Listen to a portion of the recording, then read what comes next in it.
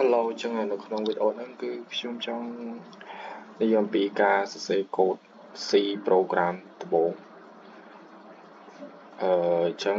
ដំបូងនៃការសរសេរកូដ C program ហ្នឹងយើងត្រូវ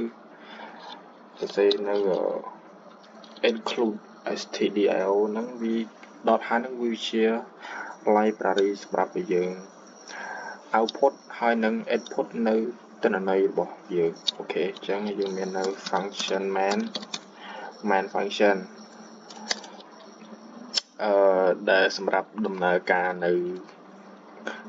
code C program របស់យើងហើយយើងមាននៅ select bracket បើកហើយនឹងបិទមួយហើយមាននៅ return អូខេ return សម្រាប់បញ្ចប់នៅ code របស់យើងបញ្ចប់នៅ code C អញ្ចឹងកន្លែងហ្នឹងវាជាកន្លែងដែលយើងសរសេរកូដបង្ហាញនៅទិន្នន័យតខ្ញុំចង់បង្ហាញនៅពាក្យមួយអញ្ចឹងខ្ញុំសរសេរ printf មកហើយ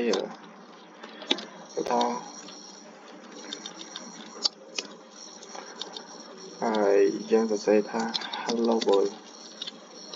អូខេអញ្ចឹងនៅពេលដែលយើងប្រាំមកវានឹងចេញបង្ហាញនៅពាក្យថា hello world នៅកន្លែងនេះអញ្ចឹងកន្លែងហ្នឹងយើងចង់បង្ហាញអីយើងសរសេរហ្នឹងមកយើងសរសេរតែ print មក printf ហ្នឹងវានឹងបង្ហាញតែអញ្ចឹងខ្ញុំសរសេរមួយទៀតថា printf ថា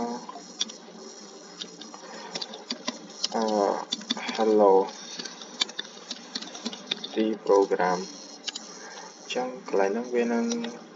បង្ហាញយើងនៅពាក្យថា hello C program ហ្នឹងអូខេហ្នឹងហើយចំពោះស្លាn ហ្នឹងអាហ្នឹងយើងសម្រាប់ចុះបន្តិតកន្លែងហ្នឹងបើយើងអត់ដាក់ស្លានទេវានឹង hello C program ហ្នឹងវានឹងតមកហ្នឹងទៀតវានឹងបង្ហាញតមកកន្លែងអូខេចាំមានប៉ុណ្ណឹង